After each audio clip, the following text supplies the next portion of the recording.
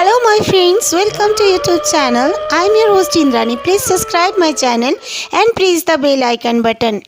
Friends, मैं God से pray करती हूँ कि मेरे हर लिसनर्स और सब्सक्राइबर्स की गॉड हर अच्छी मनोकामनाएं पूर्ण करे। आप भी जरूर मुझे अपनी दुआ में याद रखिएगा। जय श्री राम। आज की जो स्टोरी सेंडर है, इनका नाम है नफीसा। नफीसा बताती हैं कि वो अपने ही घर का एक स्टोरी हमारे साथ शेयर करना चाहती हैं।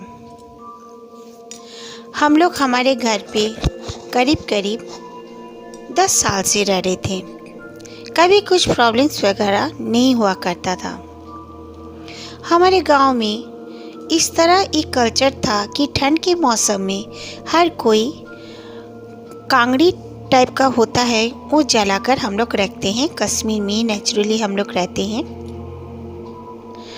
वो कांगड़ी को हम बेड के नीचे भी रख देते हैं। खूब ठंड पड़ने की वजह से वो हमें गर्माहट देती हैं, तो उसके लिए कोयला का ज़रूरत पड़ता है। हम लोग कोयला को भी उसमें दे के, वो एक कवर जैसा होता है, आग उग जला के कवर दे देते हैं। उसके बाद वो जहाँ पे रखते हैं वो ठंड को कम करता है, तो आराम भी मिलता है। इसी तरह हम लोग क्या करते थे। फिर मेरा हैबिट हो गया था कि जितने भी कोयला बचते थे उनका जो जला नहीं हुआ था उस तरह का कोयला को मैं छत में फेंक के आ जाया करती थी, साइड में, छत का एक साइड में। तो कुछ दिन बाद देखने लगी कि वो कोयला जो मैं छत पे गिरा के आती थी, वो हमारे कभी वॉशरूम में तो कभी बेसिन में इस तरह मिलने लगा। मैं ताज्जुब हो जाया करती थी। मैं कहती थी मॉम से कि देखो ना मॉम, इस तरह बाथरूम में कैसे आ जाता है कोयला। मम्मी कहती थी शायद तुम लोग ही गिरा दी होगे, तुम्हारे कमरे में भी तो रहता है गर्म होने के लिए कांगड़ी वगैरह। तो हम लोग कहते थे वहाँ पर कैसे जगह, ये तो कवर रहता है।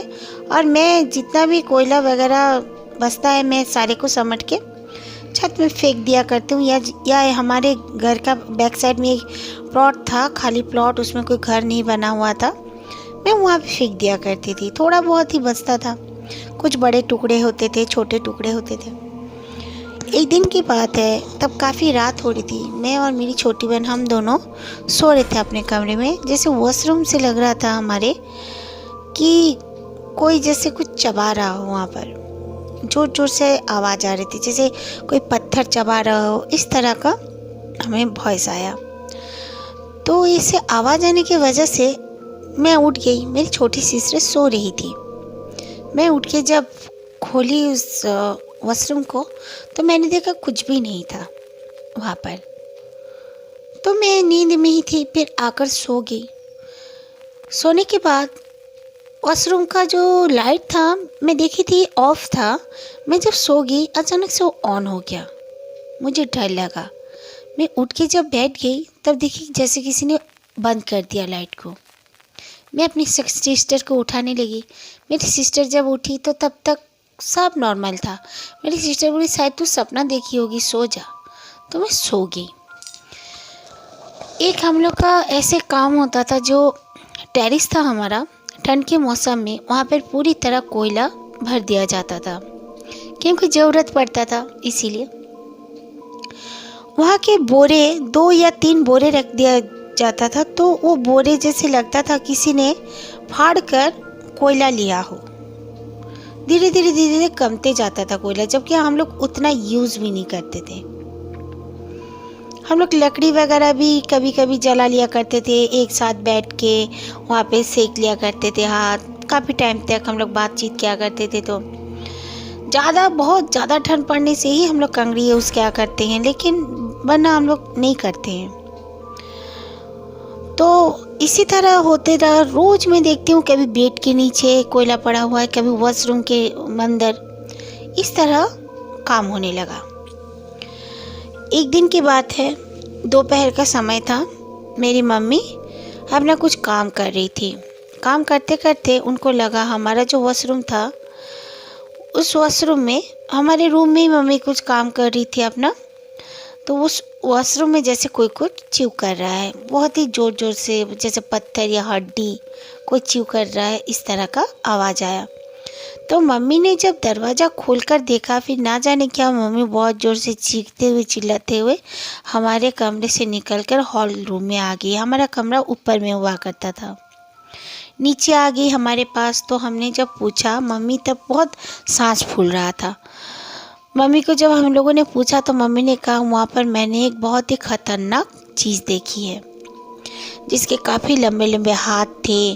उसके हाथ मतलब इतने लंबे थे कि वैसा हाथ इंसान का किसी का हो ही नहीं सकता है।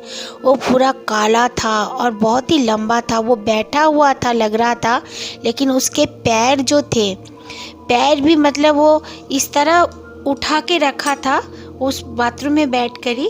उसके पैर भी छत से लग रहे थे और उसका बैठे बैठे सर भी छत से लग रहे थे, और उसकी आंखें पूरे झूले हुए थे, जैसे फिट नहीं थे, फिक्स नहीं थे फेस में। और उसने मम्मी को भी देख लिया। ये कहते हुए मम्मी बहुत ज़ोर ज़ोर से चिल्ला रही थी और बोल रही थी, इस घर में हम लोग नहीं रहेंगे, नहीं रहेंगे।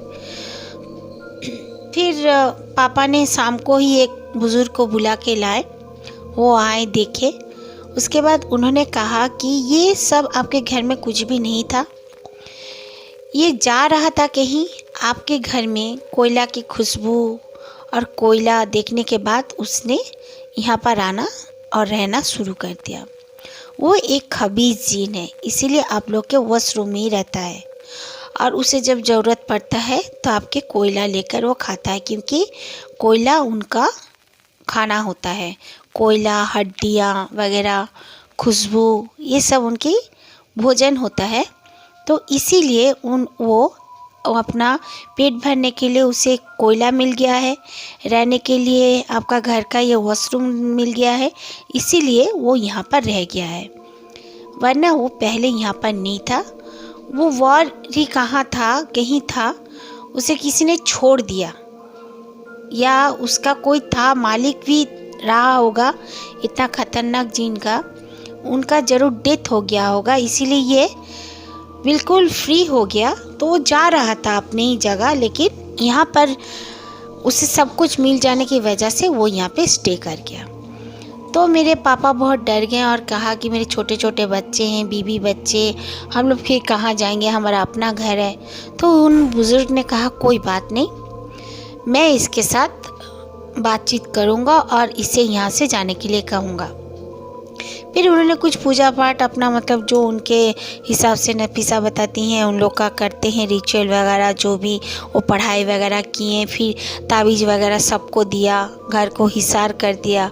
फिर कहा कि कोयला कभी भी खाली प्लॉट में भी मत फेंका करो, या छत में भी फेंक के मत रखा करो, जितना ज़रूरत हो यूज़ करो। और आपका जो ये स्टोर रूम है उसका अंदर भी कोयला है, कोई बात नहीं, मैंने उसे भी हिसार कर दिया है, वो और किसी को पता भी नहीं चलेगा कि यहाँ पर कोयला है ना क्या है, वो उसमें रहने दो। लेकिन आप लोग इस तरह खाली प्लॉट वगैरह में कोयला मत फेंका करो। अगर कभी कभार ऐसा होता तो नहीं है, लेकिन रियरली हज़ार लाखों में किसी किसी के साथ इस तरह के इंसिडेंट हो जाता है। उसके बाद नफीसा बताती हैं ये सब उनका जब घर में सब वो लोग मानने लगे, करने लगे, उसके बाद उन्हें कभी और वो जिन देखने का या वो होने का एहसास भी नहीं हुआ, और वो लोग कभी भी कोयला उस तरह फेंका नहीं करते थे। बिल्कुल एक सोफा बैग में उसे कलेक्ट करने के बाद वो अपने किचन में कोने पे रखते थे। फिर बहुत ज़्यादा अगर हो जाता था वेस्टेज कोयला वगैरह, तो गड्ढा करके वो लोग अपने गार्डन में ही पोत दिया करते हैं। Okay, thank you. एंड अगर आप लोग को मेरी स्टोरी अच्छी लगी तो प्लीज़ लाइक कर देना और अपना फीडबैक ज़रूर देना। और शौर्य महापात्रो जिसका एक प्ले गेम चैनल है, मैं उनका लिंक दे दूँगी अपने कमेंट बॉक्स में। प्लीज़ प्लीज़ प्लीज़ फ्रेंड, उसको भी सब्सक्राइब करो और मुझे भी सब्सक्राइब करो। मुझे सपोर्ट करो, बहुत ज़रूरी है मुझे।